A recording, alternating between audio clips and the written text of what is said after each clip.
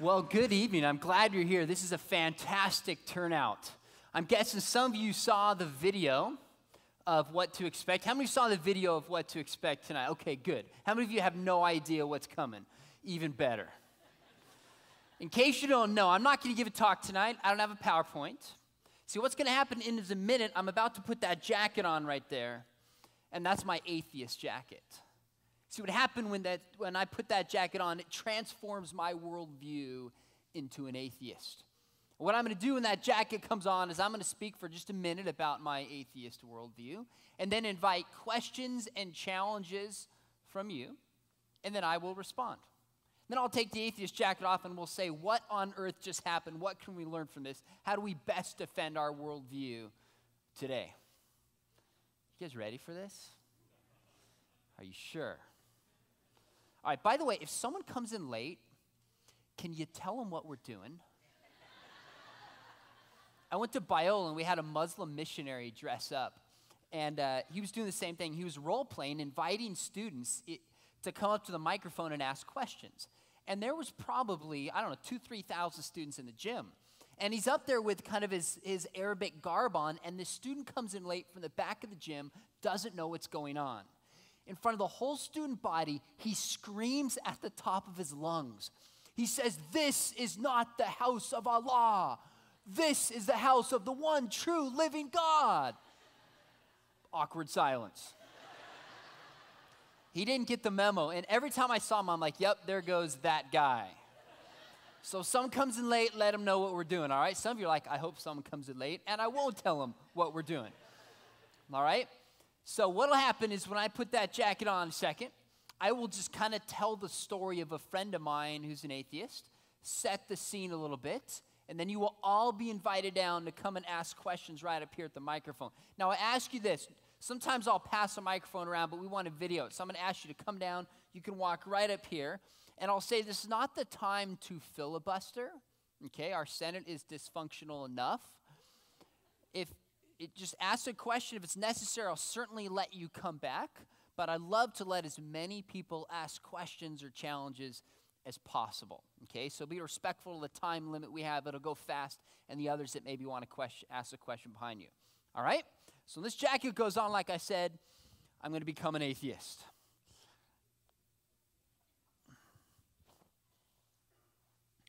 I guess if I stop here, I'm an agnostic.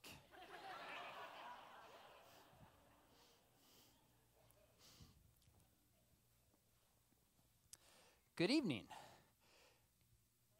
Oh, thank you. This is a treat to be at this event tonight. This is unusual for me to get invited to a Christian event. I get to speak at some governmental events, secular humanist events, atheist events, but rarely do I get invited to a Christian event. So thank you for having me. I've wondered why I don't get invited more, and I have a couple conclusions. One, it might be, as an atheist, maybe I'm the bad guy who's ruining our country. I took prayer out of schools. I'm trying to redefine marriage, so why invite the enemy in to speak? That could be it. But I suspect it's something deeper. You see, I think it's because, how many of you are Christians? Let me see your hand, just so I know. Okay, all right. Now, I won't ask what denomination you're from or what that means because there's so many thousands of different views about what it means to be a Christian. I'll just assume you're a follower of Jesus. Okay, fair enough? But the reality is, since you believe in God, you have a matter of faith, which is believing something you can't prove for which there's no evidence. I'm a man of science, where I follow things that can be proven and can be demonstrated and that can be shown to be true. So right away, there's a little bit of a disconnect between someone who follows evidence and science and reason and people of faith. Now, by the way, I don't have a problem if you want to have faith in the privacy of your home. I think that's wonderful. If it gives you a community, helps you sing songs, gives you meaning, helps you cope with pain, that's great. I don't want to take that away from you. My grandmother likes to knit. I don't want to take that away from her. It gives her community something to spend her time on, and it's important to her. I don't want to take your religion away from you. I just have a problem when Christians say they think it's actually true, and they want to force their religious values upon the rest of us in the public square without giving a dime of evidence. That's my problem. Now, actually, to tell you my story, I grew up in a Christian home. Actually went to a church, not too different from this one, a conservative evangelical church, and I would go on mission trips. I would have prayer night. I would go to camps. I'd actually study my Bible, and I would share my faith. When I was about 16 years old, I had a friend who was not a believer, and we'd have these debates back and forth. And at one point, she asked me a couple questions I couldn't answer. My first thought was, well, my pastor believes. My second thought was what my parents taught me. My third thought was what the Bible says. And my fourth thought was, you know what? I'm actually going to look into this and examine the evidence for myself. And to make a long story short, when I actually decided to consider the evidence, I realized there's no good evidence at all to think God actually exists. There's no good reason to trust the Bible. Far too many errors and contradictions and immoral teaching. And there's certainly no good reason to think that Jesus is the Son of God who rose from the grave. There were many other dying and rising gods long before the time of Christ. And I became an atheist. And to be honest with you, it's one of the most freeing things I've ever done. Instead of living for some celestial, North Korea who watches my every thought and action, I can actually live to make the world a better place and make this life count while I've got it. So I guess it looks like this, and I'll invite you up to ask some questions. How many of you have studied the ancient Greco-Roman gods in school at some point? Poseidon and Zeus and Hades. You remember these stories? Okay, in history or English class. Well, when they couldn't explain something like earthquakes, what did they say was the cause? The gods are angry, right? Or they couldn't explain rain, so they said what? The gods are crying? No. Gods don't cry. The goddesses were crying. Okay? But notice their thinking. They couldn't explain a natural phenomena such as earthquakes and rain because they lacked the scientific expertise.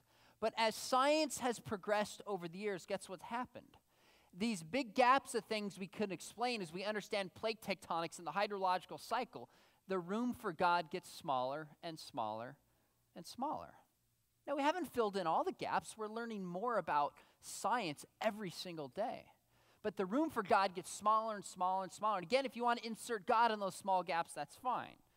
But for a person of science and reason and evidence, it's not good enough for me. Now, by the way, if you could actually show me that Christianity is true, I would believe it.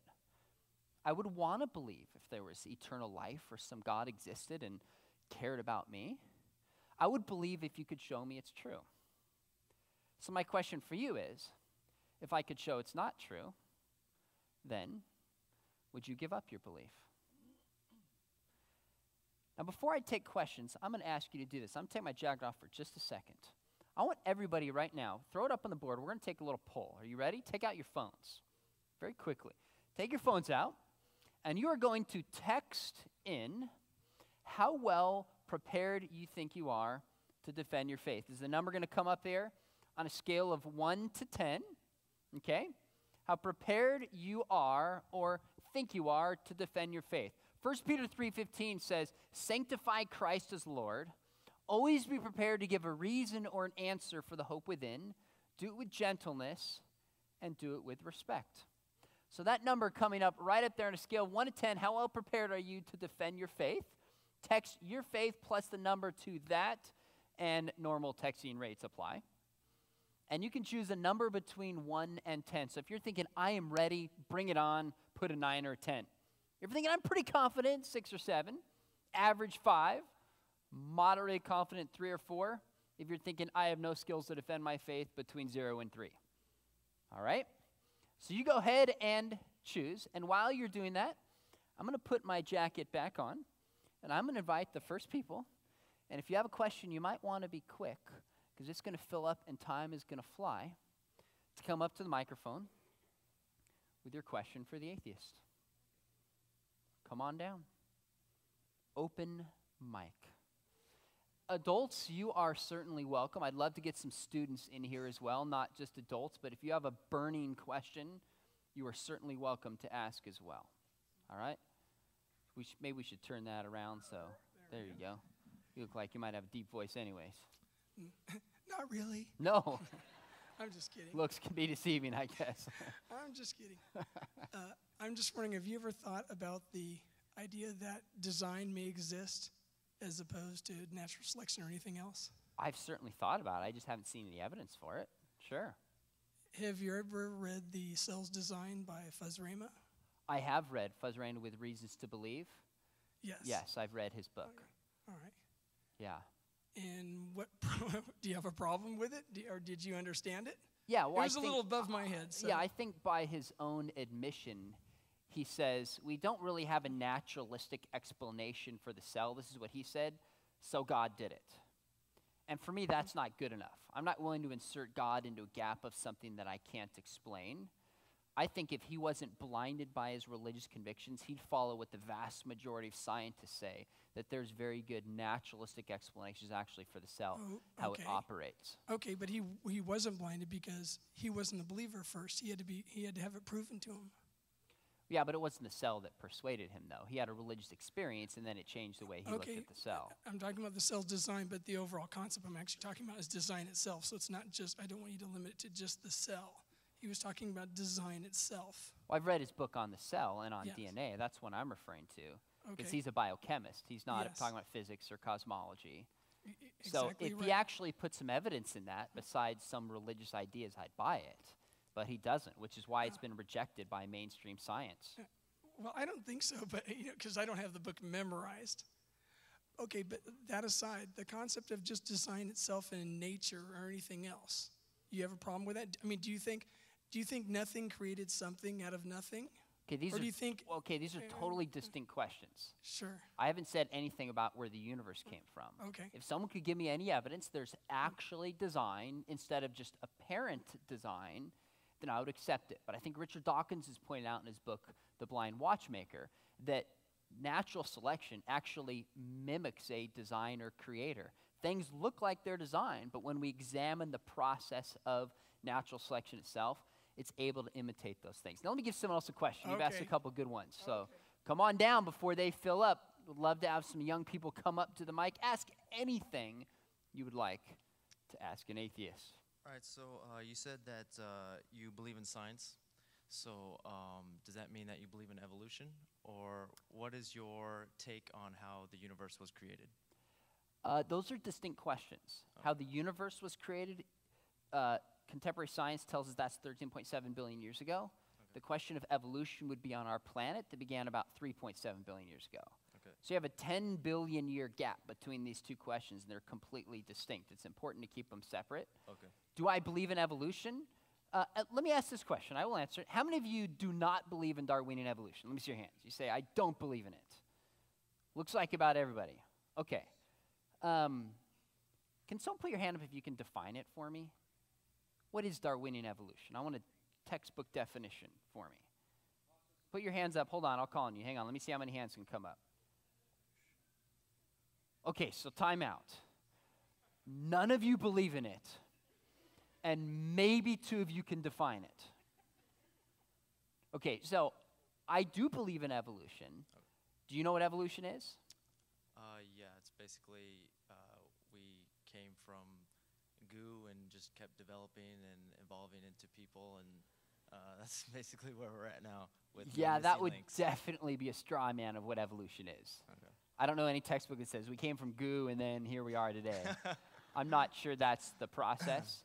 So the process of Darwinian evolution is that we all have a universal common ancestor, and then natural selection operating on random mutation is how we get to where we are. So it's natural selection weeding out organisms that are more favored to their environment, and they got their favorability because of a random mutation that are more likely to survive. And that's the design or substitute in Darwin's theory. So yes, I embrace that, as do the vast majority of scientists. Okay. So if my question is, if you believe in evolution, then which is really just a theory put out into the world by Darwin, who actually questioned that within his book. Let me stop you right now. Darwin did not question his theory. Even the Christian Research Journal said that on his deathbed, Darwin did not question his theory. This is a myth perpetrated by misguided Christians. Those quotes are out there. Those are not true. They're internet quotes. Second, and then let me give someone else a question. Yes, evolution is a theory, but you have to understand what's meant by theory in science. I think a lot of people hear this and they think, oh, it's just a conspiracy theory. People have no idea what it means. But a theory in science is something that explains a wide amount of data well. It doesn't just mean a guess. So we have the general theory of relativity, right? That's not a guess. That's not a conspiracy theory. That's been demonstrated to be true to 9 decimal points. We have the special theory of relativity. So it is evolutionary theory. That doesn't mean it's a guess within the scientific world. That means because it's so fundamental to science and explains such a wide, vast amount of data. That's what it means. Let me give him a chance. You asked a couple, so because of time, let me give him a chance. Good questions, but what happens to you when you die?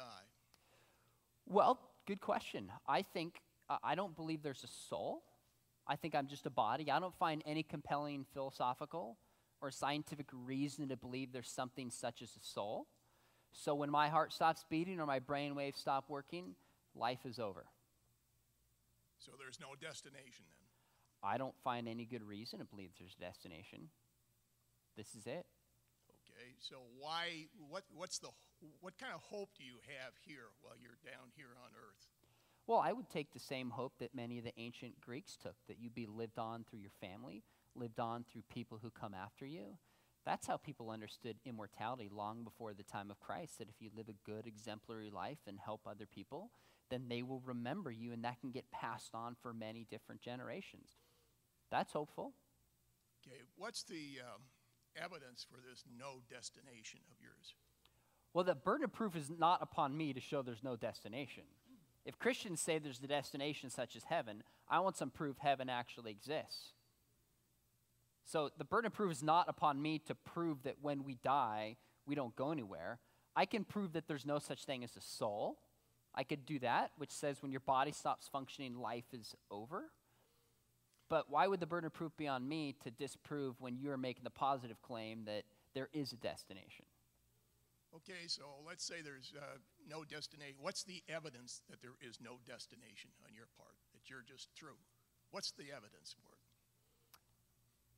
Again, listen to the claim that you're making. You're the one who believes there's God and believes that there's life after death. That requires some evidence. If there's not evidence, then somebody's justified in not believing that there's an afterlife or not believing that there is a God that exists. So barring any evidence that a place called heaven exists, I'm fully justified in not believing in heaven. How could I disprove something that somebody can only know is true when they die and go somewhere? I can show you that there's no soul and that your brain, if you mess with somebody's brain, you change their personality, you change certain things inside of them. So all you are is a body. I could show that. So there's nothing that could survive your body and go on. Neuroscience has shown us that that's certainly the case. Good questions. Let me give this. We got a line here. Get as many as possible. I'm nervous, so bear with me. So, as an atheist, do you believe in right and wrong? Do I believe in right and wrong? Yes, I do. Okay. What's your basis for that? My basis for that is actually science. Can you expand on that? Sure. Have you read Sam Harris's book, The Moral Landscape? I have not. Sam Harris is a neuroscientist. He's also a philosopher. He went to UCLA. And in his book, The Moral Landscape, which came out in 2011, he argued that through the methods of science, we can actually know which behaviors help the human race, benefit the human race, and which hurt us. We can scientifically judge between the two of these. Now, without a God, to me, my purpose in life is to make myself as happy as possible. What happens to me if I don't care about the good of other people? Well, the problem is most people do. Most people realize that you can't survive, you can't flourish, you can't have freedom, you can't have safety if you only care about yourself. We are in this together, whether we like it or not. We are all here. My choices affect you, your choices affect me. So if you say that, the rest of us are going to lock you up, and we're going to show you that that's not helpful, and that's not good, and that's not true, that's not valuable, and it's going to hurt the rest of us. So I don't know why we need a God to speak in and tell us this. It's kind of common sense that certain behaviors, like the golden rule, it's kind of common sense, right? Now you say, oh, gotcha, Jesus said that. Look, Buddha said 500 years before Jesus was allegedly born to see yourself in other people. That's what Buddha said. The golden principle, the golden rule, is kind of a universal human principle. We just know by experience and I think intuition. Yeah, good question. Thank you.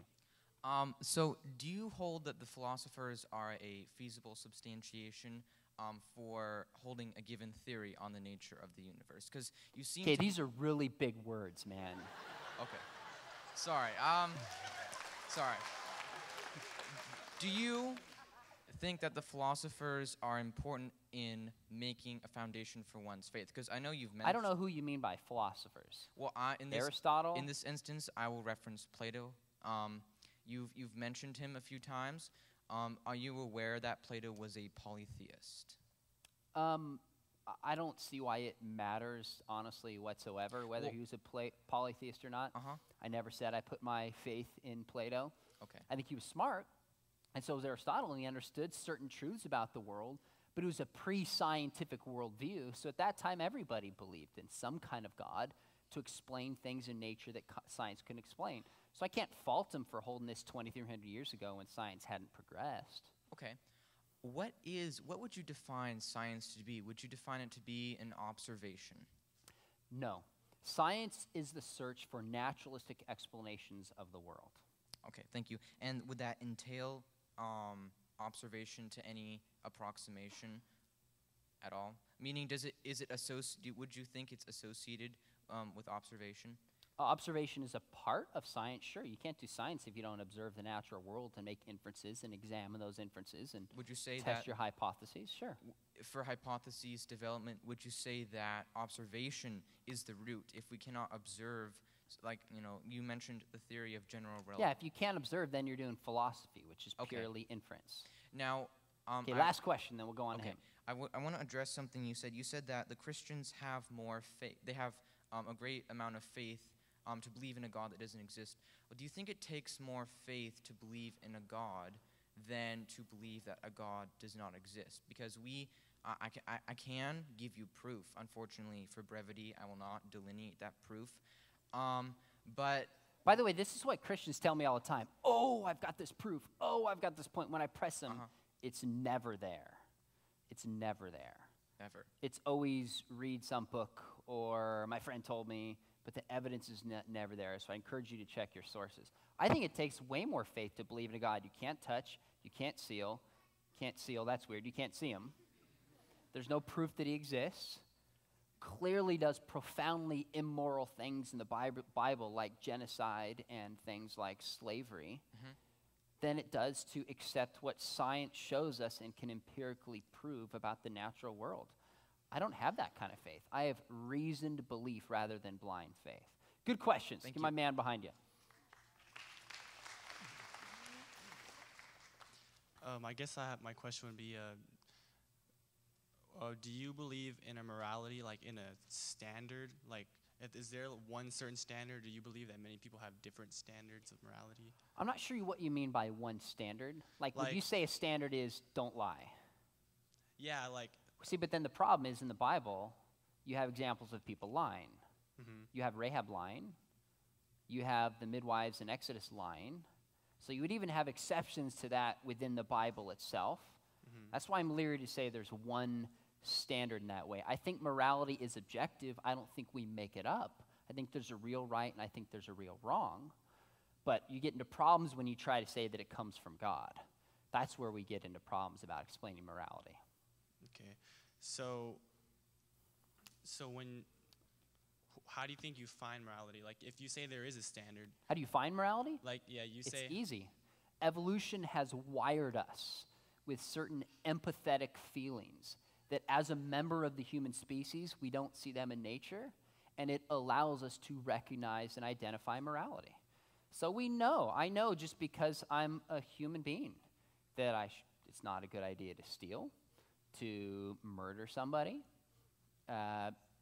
honor your parents. I mean, these are what helps societies flourish and propagate. And societies that don't have this would have died out long time ago and been weeded out by evolution. And we can know them by intuition, simply aware of moral principles. Like I'm aware of mathematical principles. I know 2 + 2 = 4 when I reflect upon it. I think the same is true with morality. Okay, thank you. Yeah, good questions. Now, did you already have some questions? I'm going to let somebody else go. I appreciate the enthusiasm, but I want to give as many people a chance. All right. I, too, am a man of science, so I'm going to fight fire with fire. Do you believe in absolute zero? Do I believe in absolute zero? Define for me what you mean by absolute zero. 0 Kelvin temperature.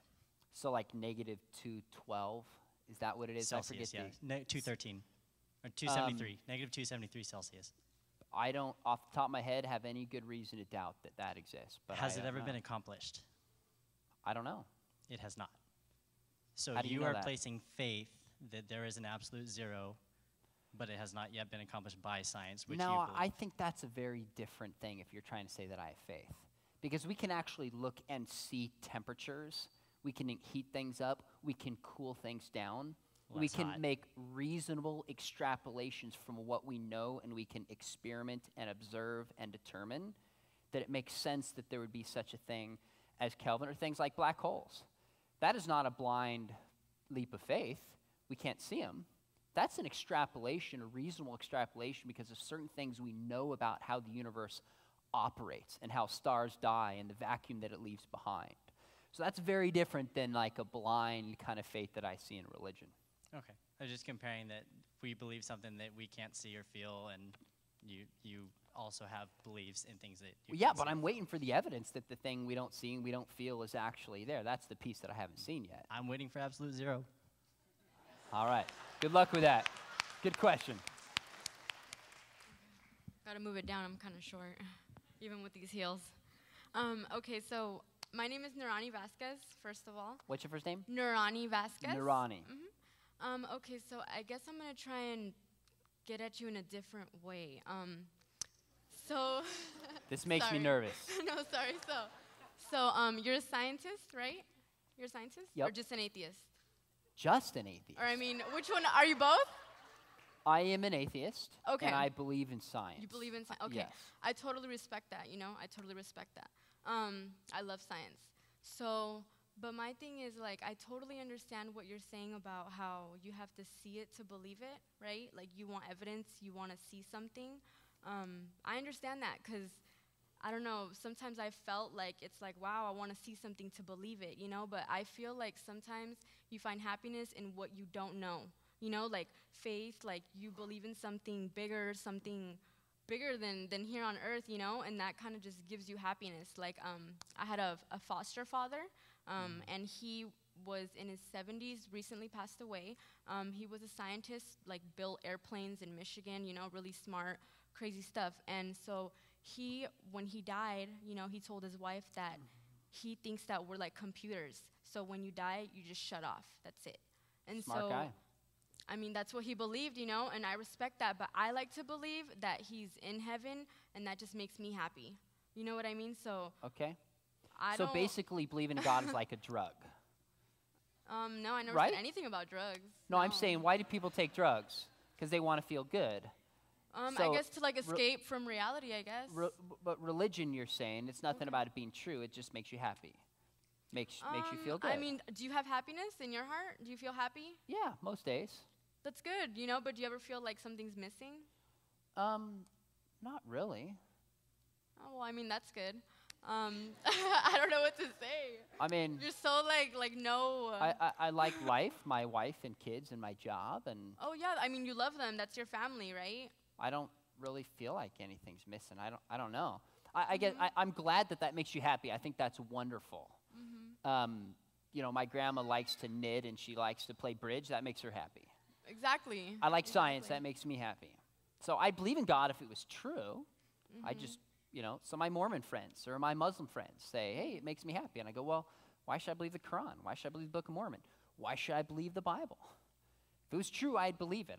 It's not enough for me to just believe something because someone says it's going to make me happy.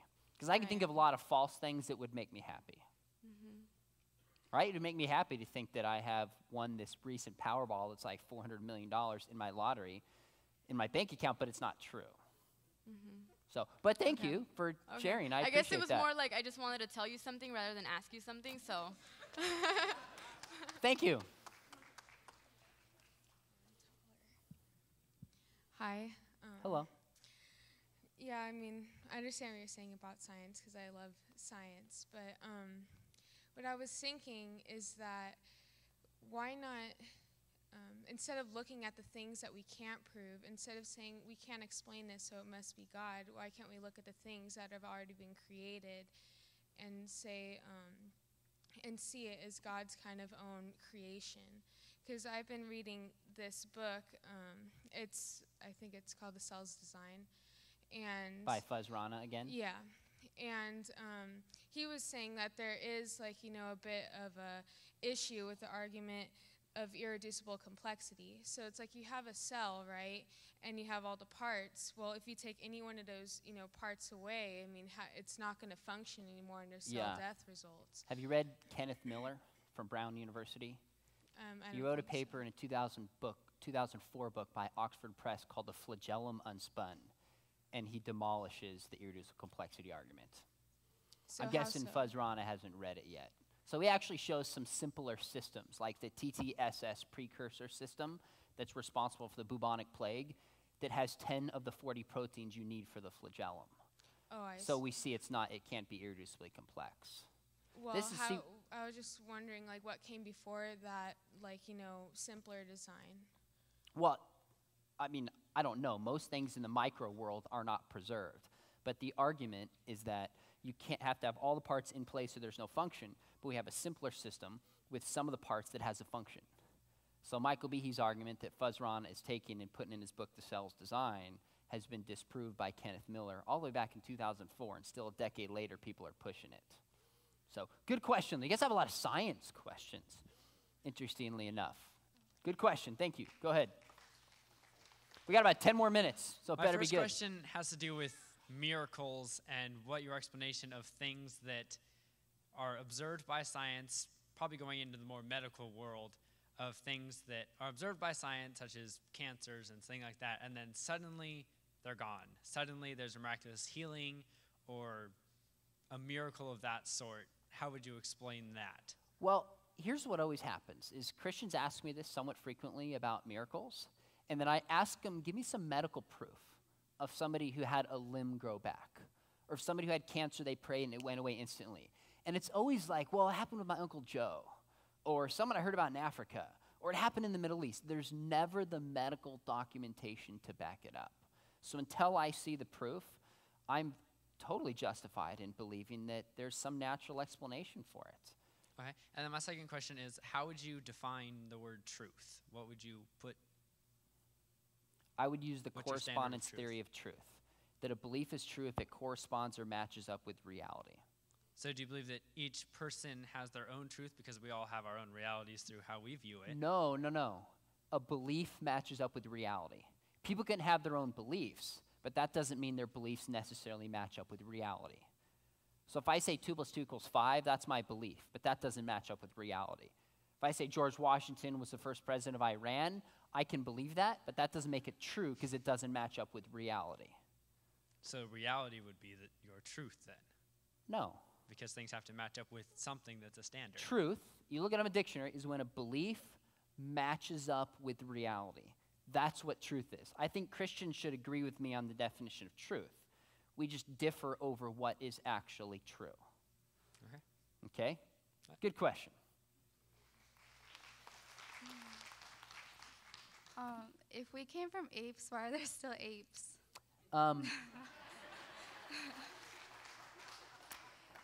Actually, the theory of evolution doesn't say that we came from apes.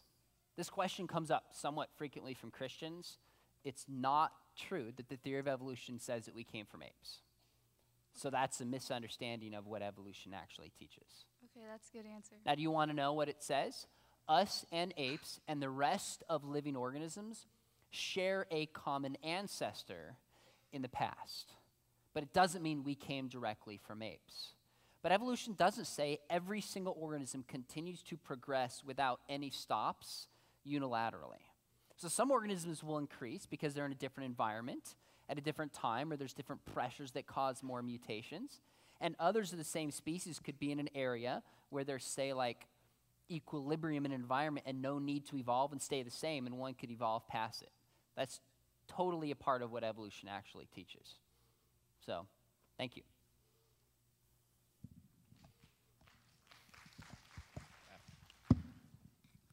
Hi. So you said you believe in science. So I'm assuming you believe in Darwinian evolution. I do. Can you give me one piece of evidence for Darwinian evolution? I can give you a lot more than one. How many do you want? Just one. Just one? Just one. I would say a good piece of evidence for common descent is that most animals in the natural world can synthesize their own vitamin C. But two animals that can't are humans and our chimps. Why not? Because we are close on the family tree, and we both had a common ancestor that could not synthesize its own vitamin C. There's no other explanation for why just those two animals would be incapable of synthesizing its own vitamin C, which is why we need to take vitamin C pills and people get scurvy if they go on ships. So that's pretty powerful evidence that there's a common ancestor, closer with us than, say, with us and like squirrels, which can catalyze its own vitamin C. Can you give me That's one example. Can you give me an example of one kind of species turning into another kind of species? Okay, now I see where this conversation is going. Every time I give you one, you're going to ask for one more. No, that wasn't. Because this is always what happens. Give me an observation that you saw that this, like say a bird, evolved into something greater. Well, of course I haven't seen it. Again, this is not what evolution would say. Then you have faith. If No. you haven't seen it, then you have faith in it. No, evolution is a historical science. It's historical, but you can't observe it. You just said you can't observe it. I never said the only things we can know to be true are those we can directly observe in front of us. We can observe remains from processes in the past. But you can't and then see. Can I finish? Is that okay? Yeah. And then we infer a process that best explains them based upon certain things we see working in the present. So of course we weren't there when life first emerged. Of course we weren't there when birds evolved from dinosaurs. This is 300, 400, 500 million years ago. But we have things like Archaeopteryx, which is a bird that has dinosaur type and reptilian characteristics. It is a transition between the two. So we have those, and we have multiple missing links, so we infer based upon the evidence in the present that natural selection is the cause. So this is how science you works. have faith that there is something in between them, since you don't have evidence of that. It's not a matter of faith. Then what would you call it? I would call it the same thing Darwin called it, inference to the best explanation. So we don't know, but we're pretty faithful that this happened, that this is how it works. No, look, let me ask you a question. Do you believe George Washington was the first president of the United States? Yes. Did you see it? No. No, so how do you know it? Because it's written down and people continue to write it down. No, yeah, but you didn't see them write it down. But there's no people. You didn't see him write it down. You study the records and the remains like his house. That people You wrote. study written documents, and you examine those things, and then you infer that these things are actually true. Well, you we study do what this Darwinian in wrote science. down. Do you study what Darwinian wrote down? What Darwinian wrote down? Yeah, that's it. That's what you base off what other people write down, and you're saying that I have faith because I believe the people that wrote about George Washington, which is the same thing. No, I don't think you have faith at George Washington. I think we know it because the evidence is actually there. And we know Darwinian evolution is true because the evidence is actually there. Well, you just said It's you not have like faith. blind faith where you believe something without evidence that you want to be true. You said you have some evidence, but not all of it, so you just have faith that the other stuff is there. No, you have what's called an epistemological misunderstanding. Epistemology is the study of knowledge, how we know things to be true. You don't have to have certainty to have knowledge. Knowledge has been classically defined and defended as justified true belief. If the weight of the evidence, think about a court of law. I know somebody's guilty. You could say, well, it's possible space aliens came down and killed him. Okay, that's possible. But the evidence is pointing strongly towards this person, so we convict him. We don't have certainty, but we have beyond a reasonable doubt. This is how we operate in a reasonable manner. And the same is true of the past, whether it's George Washington, evolution, or any other scientific issue we're looking at. Where does the weight of the evidence point? But I'm just saying you have some faith then. You have a little bit of faith in there. What are you getting out of trying to say there's a little bit of faith? Because when it comes to religion, it's entirely faith. There's no evidence You're saying for it. that we're dumb because we have faith. I didn't say you were dumb. I never used that word. You're inferring that we're dumb.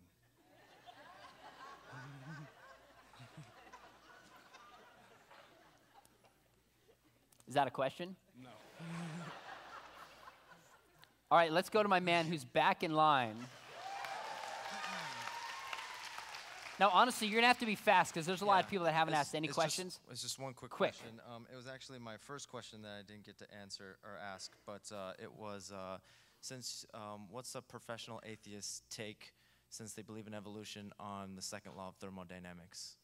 The second law of thermodynamics is a really bad creationist argument. Which, if anyone doesn't know, it's things go from order to disorder, and evolution. That's actually the law of entropy. Thermodynamics is about heat. Things go from hot, and they go to cold. Thermo, hence it's about heat. It's not about order or disorder. Okay. That's entropy. Okay. Now, entropy only applies within a closed system. The problem is, the reason it doesn't apply to evolution is Earth is not a closed system. There's energy, and there's other forces coming in from outside, which overturn the law of thermodynamics. So it doesn't apply to the issue of evolution. You're comparing a physical law with a law in biology. They're distinct things. So, but good question. Go ahead. We got time for like a couple more quick ones. Good evening, sir. How are you? I'm doing well. How are you doing? Very well, thank you. So I have a couple questions. Are you an atheist? No, sir, but okay. I am weighing both views. Okay. So my first question is, we've heard a lot of, about transitional links and where did humans come from and all of that. My question is more to the core of the issue. Where do you believe life came from? The reason I ask that question is because I've heard a lot of different evolutionists give me different answers as to where they think life evolved from or came from. And I'm not saying the origin of the first life. Yes, not where humans came from. Where did the first life? No, that's a good question. From? I think the RNA world hypothesis is the most promising explanation. Can you define that for me? What is that? Yeah, well, the RNA world hypothesis says the first life form was probably some kind of RNA molecule, because we have if you have protein, they get their structure from DNA, and DNA is necessary for protein, so you'd need both in the same place, so that couldn't happen. RNA is able to catalyze itself. So some of the earlier molecules we found, like in the Precambrian, are these simple kind of RNA molecules that eventually split into the two. So the quick answer is I would adopt the most commonly accepted scientific explanation for the origin of life, which is the RNA world hypothesis. Okay, so RNA world hypothesis, which basically says RNA existed and that's where life came from. So where did that come from? Where did the RNA come from? Now, are you asking me the origin of the matter itself, or what exactly are you asking me? This sounds like a different question. So where was the origin of the matter that created? Okay, now I hope everyone realizes this is a distinct question. The first life showed up on Earth 3.9 billion years ago. The Big Bang allegedly was about 13.7 billion years ago. So you're asking me the source of matter itself within the universe.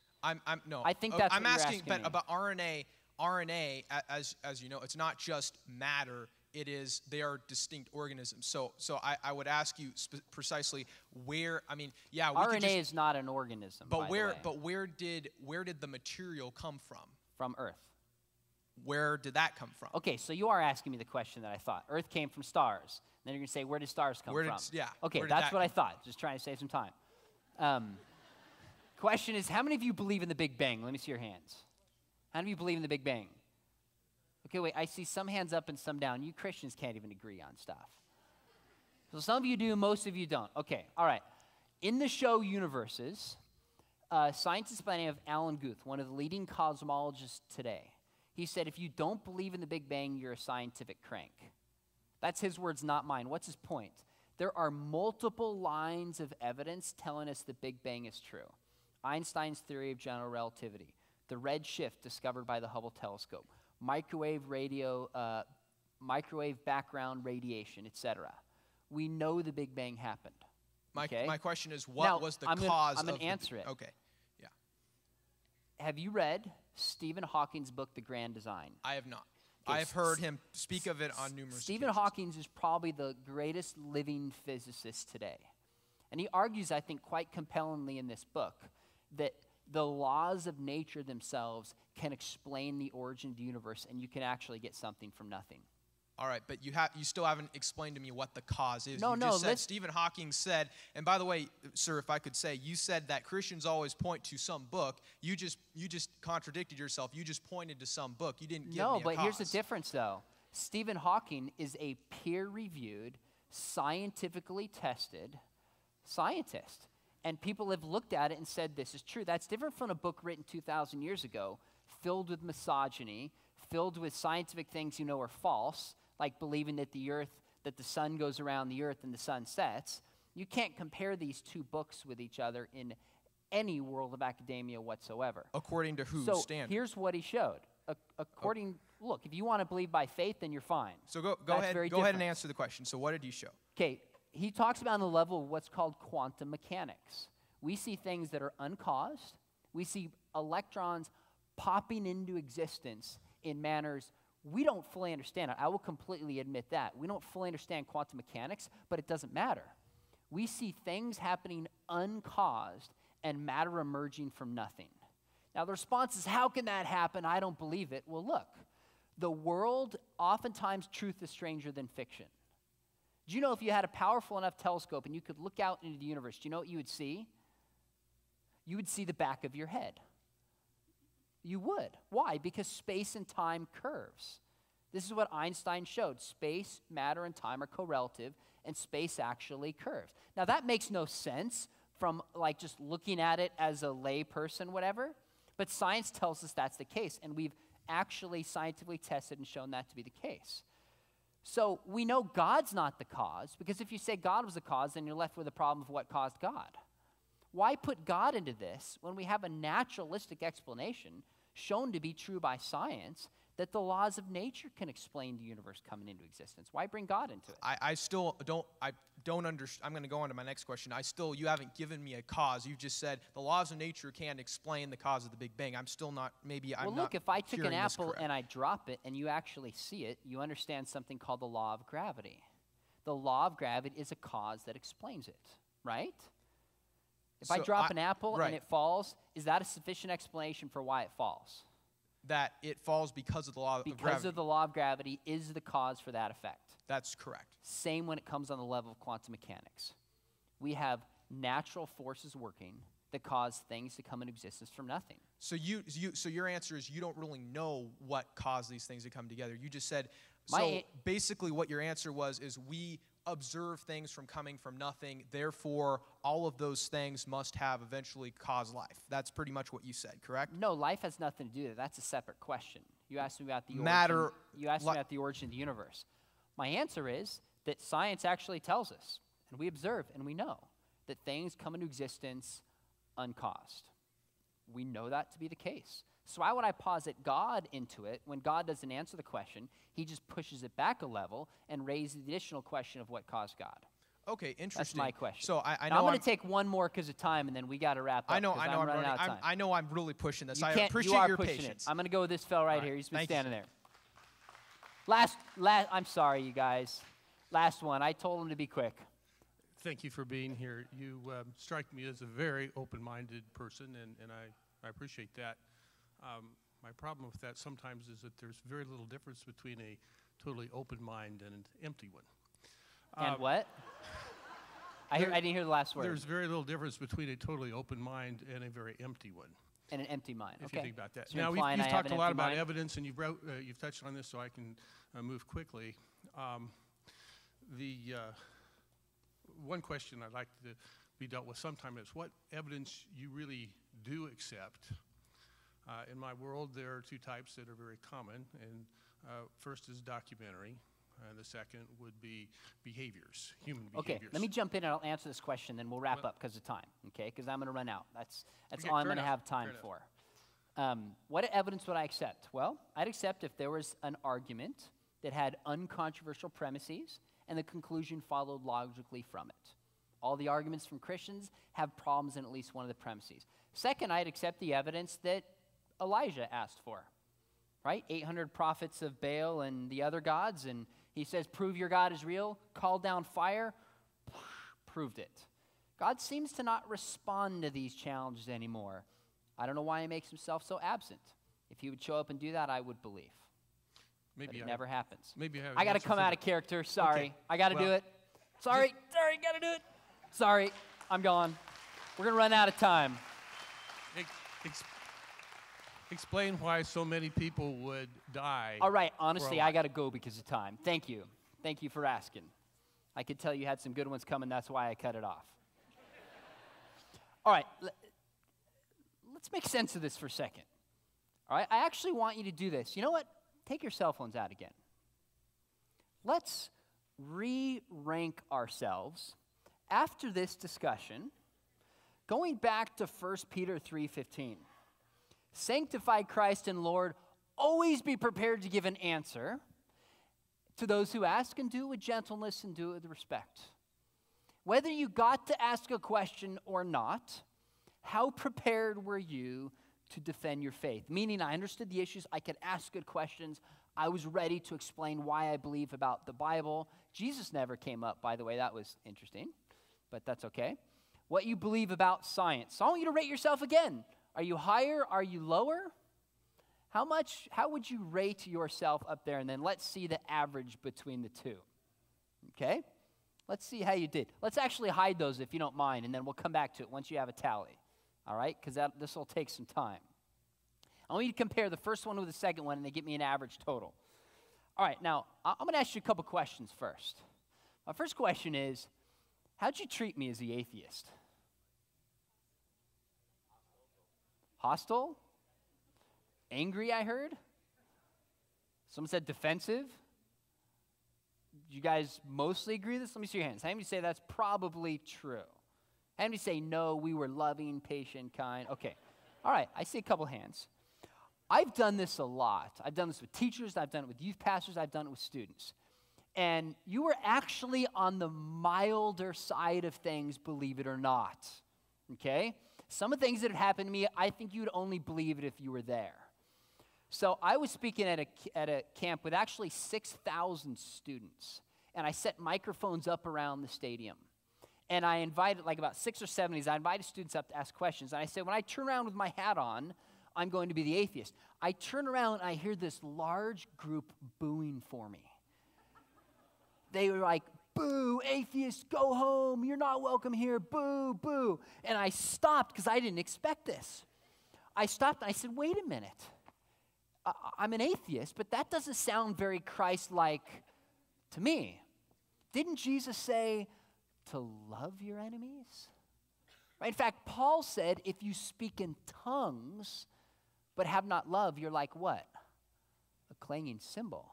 If you speak words of prophecy but don't have love, you have nothing. I mean, I laid into these students. It was great, and it was silent. You could hear a pin drop, which proves there's a God because there were junior hires in the group.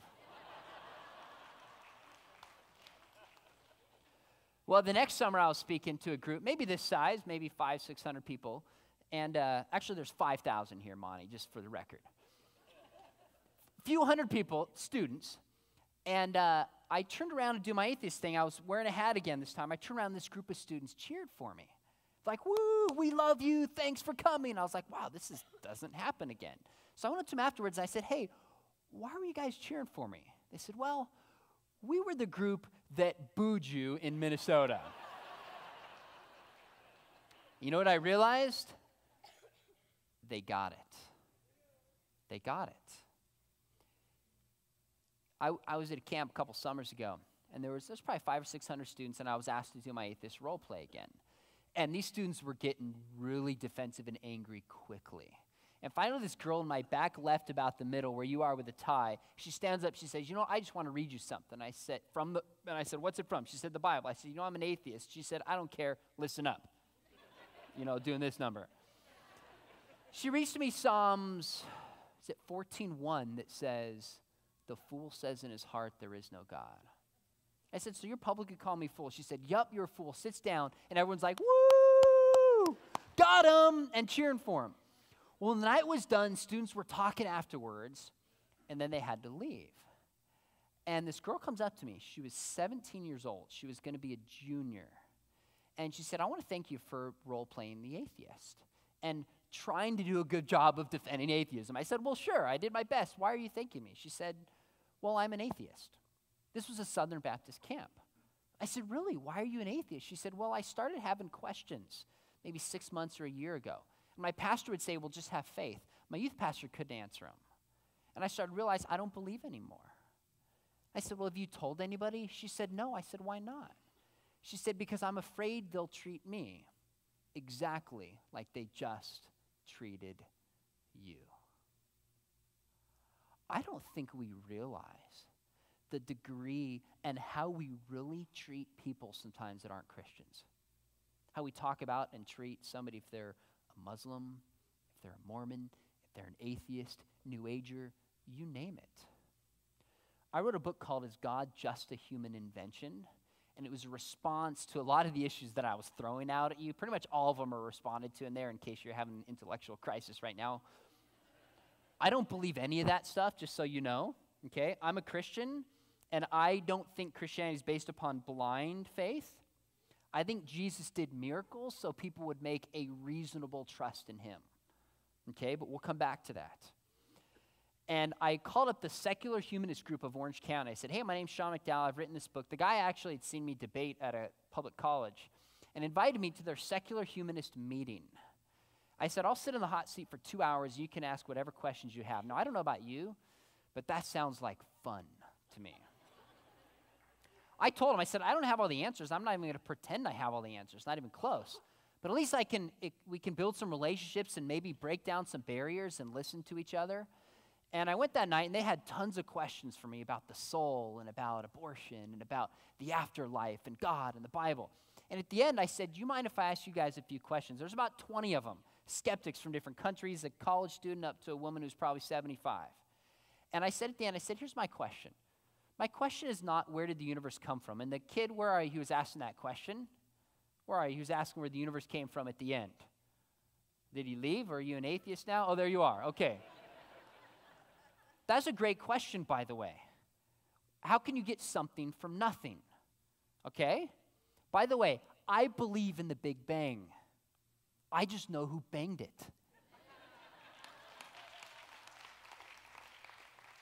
You can't get a Big Bang without a Big Banger. The universe began to exist. There must be a cause outside of the universe to bring it into existence. See, the interesting thing is the more we've learned about science, guess what's happened? The bigger the gaps have become. It's the opposite. You were asking about the origin of life, the RNA world hypothesis. Did you notice what I would do when I didn't have an answer? I kind of dropped big words, and I dropped like authors and books to kind of cover up the fact that I wasn't explaining something. Did you notice that? Okay, darn it, I need to work on my thing then. Not only, I think Fuzz Rana, he's a friend of mine, that's a fantastic book. Do you know in the DNA, in the human body, there's an average of 100 trillion cells? 100 trillion cells. That's a big number. If you can't grasp it, just think of our new national debt. 100 trillion cells. One cell would uncoil 9 feet in length. 9 feet in length. One of the DNA inside your cell would uncoil 9 feet in length.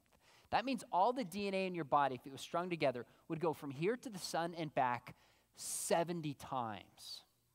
What does DNA do? It stores information. It stores information. The average cell in your body has 8,000 books, or a study I saw recently said the equivalent storage capacity of one cell in your body is 500,000 DVDs. Wouldn't you like to have a memory stick with that much information? Some of you students would still get bored. What's the point? The more we've learned about the cell, the more technology we've seen, and the greater the gaps become, and the more we see the fingerprint of an intelligent designer. Amen? So I went to talk to this group, and instead of asking them those questions, which are good questions, I said, here's my question for you. What can Christians do better to reach their skeptical friends? I said, because I really think Christianity's true, and I'm guessing we have some blind sides, things that we don't see, that maybe you could point out to us. And instantly a lady said, listen. I said, what do you mean? She said, all my Christian friends want to tell me what I'm supposed to believe, tell me why I'm wrong, but then when I turn around and ask questions, they don't listen to me. She said, why should I listen to them when they don't really listen to me? Another guy right there, he said, stop the atheist jokes. I thought, man, are you sure? Because I've got some good ones. And I said, well, what do you mean? He said he grew up as a Christian, and then he started to question his faith. And what happened is he started to realize he just doesn't believe anymore.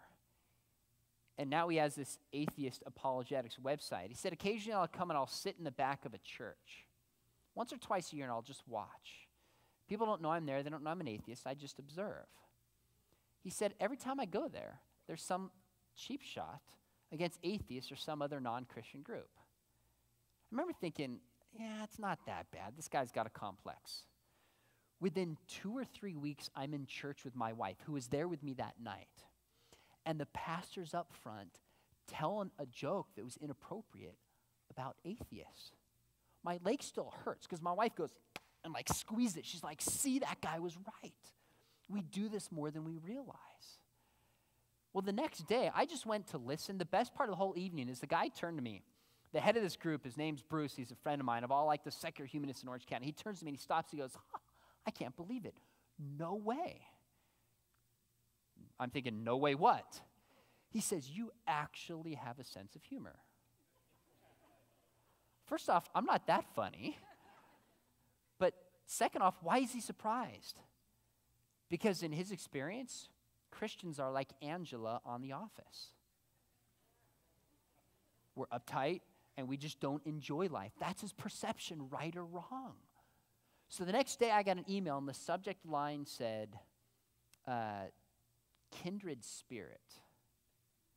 It was an atheist student who's now a friend of mine. He's working on his master's and his PhD in philosophy, one of the smartest college students I've ever met. And we like superheroes. If you didn't notice, I like superheroes. I've got a Superman ring on too. Came over for dinner the other day and we just talked about superheroes a lot of the time. And he said, I want to thank you for being a man of the cloth, that's what he called me, who would be willing to come on our turf and give reasonable answers, but also just listen and not get defensive. What's my point? I'm persuaded that more people are turned away from the church, not because of our lack of giving evidences, but because of our lack of loving in the way that Christ loves. That doesn't mean apologetics is unimportant. I'm an apologist. I think it's hugely important. But if we're not loving the way that Jesus loved, then who cares? We had some of our closest friends over 2 weeks ago, and this guy was one of the most stubborn agnostics I had met. Everything had a question about it. And we were sitting there, and I had heard he was going to church, and they had moved away and starting to engage. And I finally said, all right, fess up. Are you a Christian or not? And he said, yes. And I would have seriously, in my human weakness, just about given up. And the reason that held him back was not a lack of evidence. It was stupid things that we Christians did. Stupid things that we do. So I take my students on trips, and we actually bring in atheists like this really to speak to them. I mean, I got tired of seeing my students get challenged, leave the Christian school where I've been teaching at, go to the university and have professors attack their faith. You know, there's 2 to 3 times as many atheists and agnostics in the university than in the public as a whole. I got tired of it, so I got together with a buddy. I said, we need to take our students to the most godless, secular place we can think in, bring in atheists, let them speak to our students, have our students ask great questions, and see that Christianity can hold its own. So for the past few years, we've been taking trips to Berkeley. And I love it. And my students step up to the challenge. We bring these atheists in. I say, is our goal to convert them on the spot? I'll say, if God wants to do that, great. Our goal is to love this person. But Paul says, love speaks what? Love speaks truth. Love speaks the truth. So I tell my students, I say, if you're going to challenge a professor, if you're going to challenge an atheist, if you're not doing it out of love, then don't do it. Because you're going to do more harm than you are good. Right? What should, and I know I was role playing and it was a little different coming with the microphone, but I'll tell my students when we bring in atheists, I say more than anything else, our hearts should be broken. Because if what Jesus said is really true, and we know that it is, then these people, our friends, are missing the only truth that can set them free in this life and give them eternal life. That should break our hearts. Amen? Now, my question is, why did maybe some of you, whether you spoke up or not, get defensive? Here's what I'm convinced. I think we get defensive when we don't know what we believe and why we believe it. I think many Christians get defensive about whatever issue because we're not really equipped. We haven't thought deeply about it. We think that faith is believing something without the evidence when faith is having a trust in what we have reason to believe is true. When we start to know what we believe and why we know the Bible's true, how we know science points towards God, how we explain these tough questions, it gives us confidence. That's why apologetics and defending the faith is so important. Then we can be, like Paul says, an ambassador to an unbelieving world in our character and in our knowledge. Now, we're running out of time, so I'm not going to go particularly into answering these questions, but you're actually in luck. I guessed, actually throw up there, I'm curious. Throw up now, let's see how the rating went. 50% of you were 5 or below the first one. 75% of you were 5 or below for the second one. That's good. Why? You're thinking, wait a minute, we dropped off 25%? No, probably more of you didn't really have an accurate assessment of where you were at the beginning. Now you're thinking maybe you have a better idea of it. All right, now I don't know where the 25% of you that were 5 or above were, but we'll just let that go.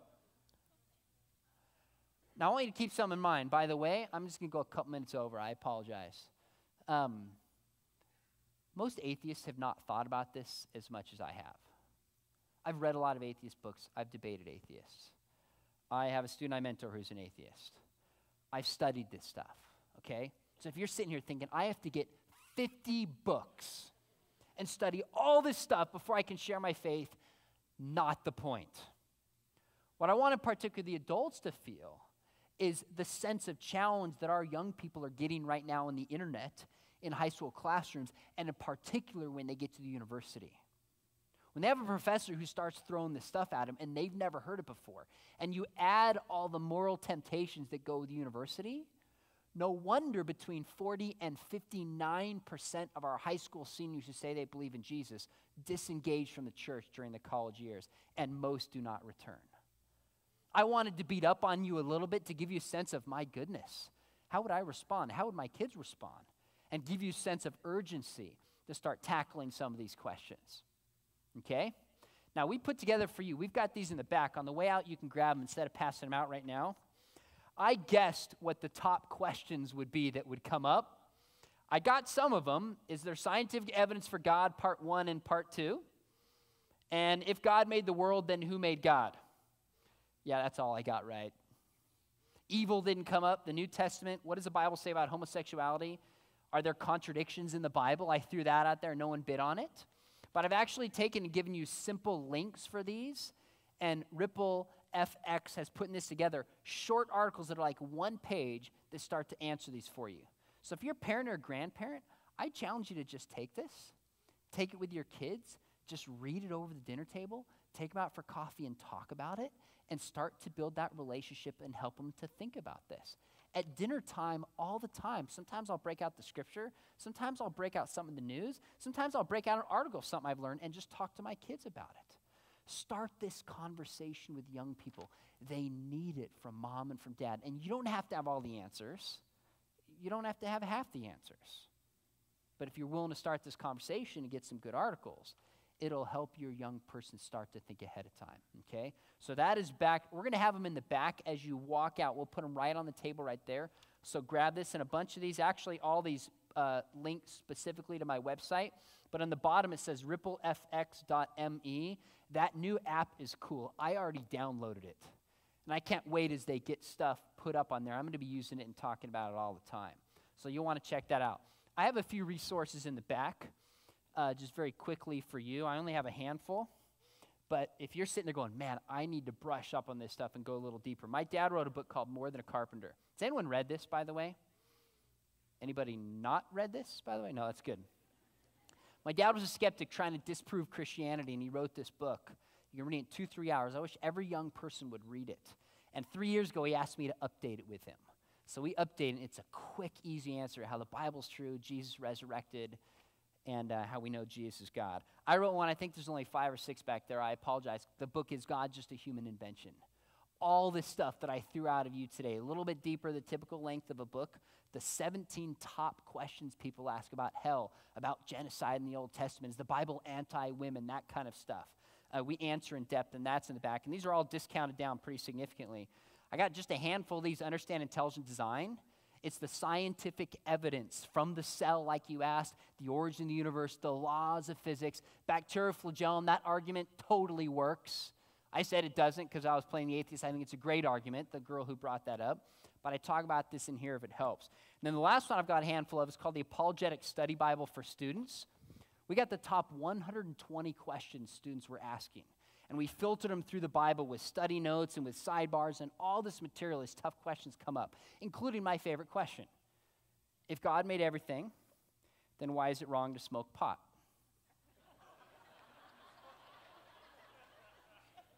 You better believe that question is coming as we sadly catch up with Colorado and Washington. I'm sure it's coming. All right, you guys are amazing. I'm going to turn it back over to our MC. Thank you for having me tonight. This has been fun.